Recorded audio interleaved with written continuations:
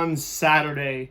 Logan Gilbert faced off against Tyler Glasnow as the Mariners played game 161 without much on the line, but figured out where they stand going to the postseason.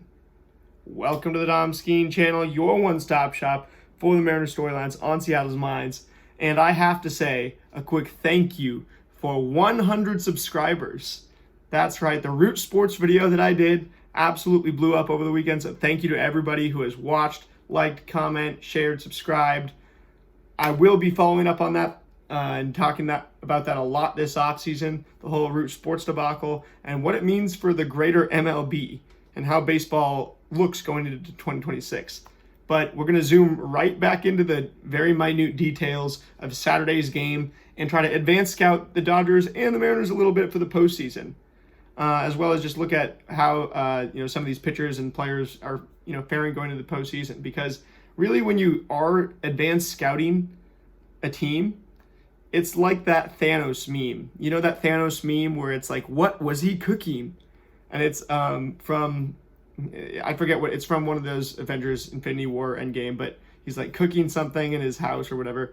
And there's just a thumbnail, a YouTube thumbnail that went viral that was like, what was he cooking?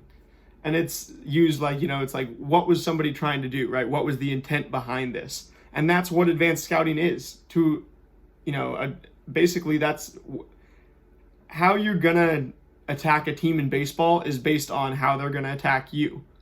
And, in baseball, it's interesting because, defense, very clearly we have something called defense, which is where you play out there. Fielding is defense in baseball. But, there's examples of defensive driving, right, in life, versus, kind of aggressive driving. And it's kind of defensive, kind of a defensive series at the plate for the Mariners overall. Actually, no, this is an aggressive series at the plate for the Mariners, but it's the type of thing where you're trying to figure out what they were cooking, and it's really kind of inexact. And you could look at the box score right here and have a much different idea of what they were cooking than if you look at if you actually watch the movie and even the movie they don't say what Thanos is cooking, but you get the point. It's complicated, and you have to come up with theories to try to dissect what is in front of you in a data set. So you look at the Dodgers in this game, the Mariners walk twice and then strike out a good 12, 15 times in this game. So and then you let Tyler Glasnow goes 3 innings against the Mariners, 3 hits, 3 shutout innings, 3 strikeouts to 1 walk on 36 pitches, only allowing 2 hard hits. And then when you look at he's only got 2 swinging strikes on 36 pitches. That's definitely not what we're used to seeing from Tyler Glasnow. Even if, on a day like this where he uses his slider, he only throws 36 pitches, goes 3 innings, so the whole data set is kind of a fluke. But, 12 sliders in there, making up for a third of his pitches, that is kind of his bread and butter. Like, let's get a strike 2 here. Let's move the count deeper. Let's get ahead in the count. He goes slider a lot, and he only gets 1 on 12 there against us. That's a pitch that, sliders are something that we've been swinging at all year, more than we should. So good to see us only whiff once on it there. Then we whiff once on 4-seam fastball, which he throws 11 of those, none on 9 sinkers, none on 4 curveballs. So then if you look at like a guy like Andrew Heaney, 6 swinging strikes on 52 pitches, 4 on 23 sliders really being the highlight there. But he only has 1 on 26 4-seam fastballs and 1 on 3 curveballs. It really feels like all these Dodgers pitchers, Jack Dreyer going 11 sliders, then 6 4-seam fastballs, are trying to mix up their pitch mix as much as possible. And then maybe guys like Blake Trinan and Alex Vesia were just kind of coming into, Blake Trinan, a guy who's been struggling as of late, a guy who might not even be on the postseason roster. He kind of just has to try things out to try to look better and kind of instill more trust and gain back trust.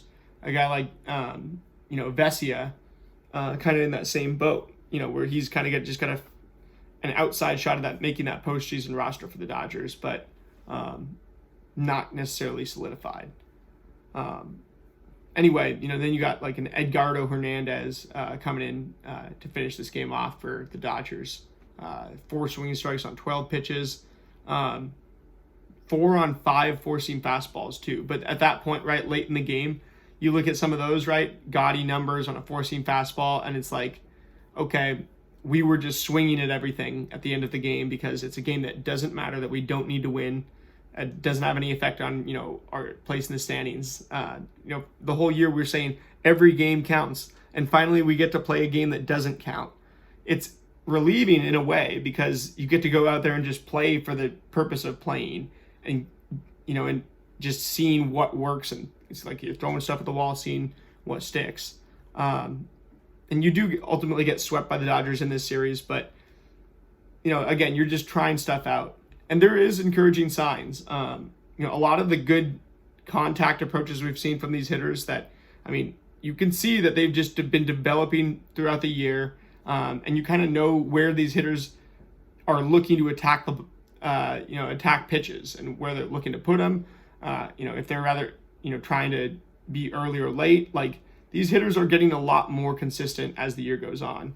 And now to this point, we have a really good idea, I think, of where each guy stands.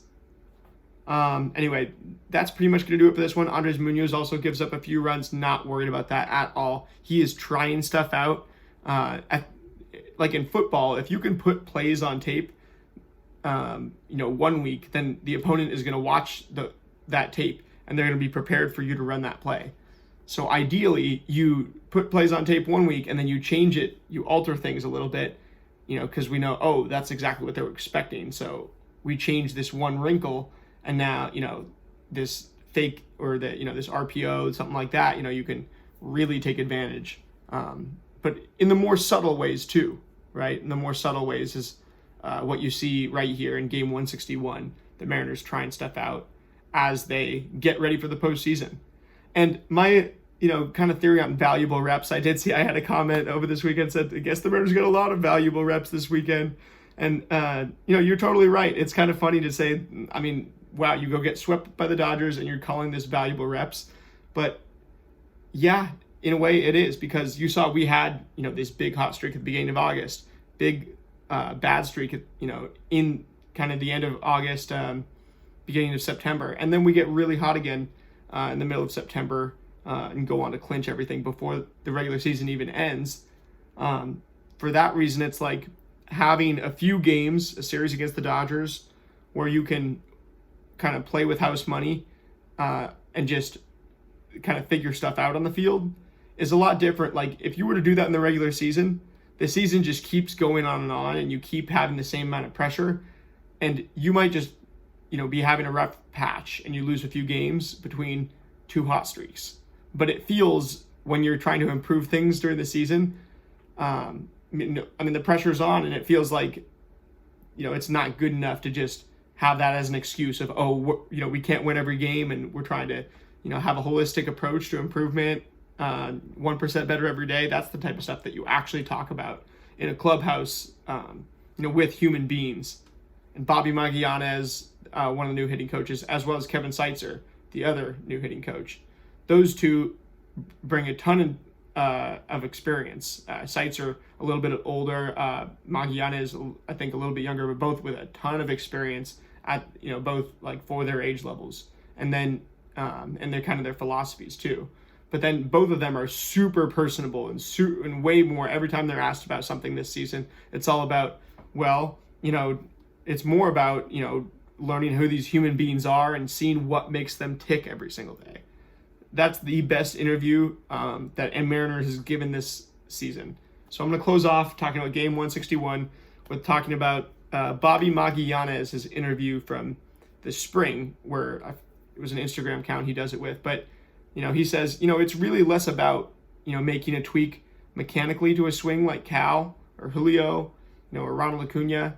And it's more really just about, in this moment, he was being asked about like, a guy like Acuna, how do you make a tweak to his swing that he's not already going to understand or have athletically? And it's like, well, it's more about, you start out with learning who they are as a human being, and not just, their name, their family. Do they have family? Do they have sisters? Do they have brothers? How did they grow up? And he gives this, and he just goes in detail on that. And he's like, once you are with them every day, you see what makes them tick, you can correct for their problems a whole lot better than if you just understand baseball and you're trying to tell Ronald Acuna how to swing a baseball bat. It's not going to work. So that's kind of back to where we are here. The Mariners lose to the Dodgers, but we're not here to say that they need to swing the bat differently or do anything differently. It's another opportunity to go out and just log innings and feel comfortable. And, it's an opportunity to see yourself out there on the field in a different light. And so that's what matters in this series. And I can't believe I'm going on 11 minutes without really giving you guys that much stats, but you guys can go on Baseball Savant. I want to get more into the human side of things here. And so drop a subscribe, become the 101st subscriber, or we might even already have that by now because they are flying. I appreciate you guys more than I could even say, just to get 100 subscribers is something that I thought about for a while, doing these videos, but the content is not going to change much. Going to be reviewing this Mariners content, going to be bringing you the latest on every game that counts and every game that doesn't count so that you can understand baseball better and you can get all your, this is your one-stop shop for the Mariners storylines on Seattle's Minds. So thank you guys for watching. Going to be back with a few more videos today. Go M's.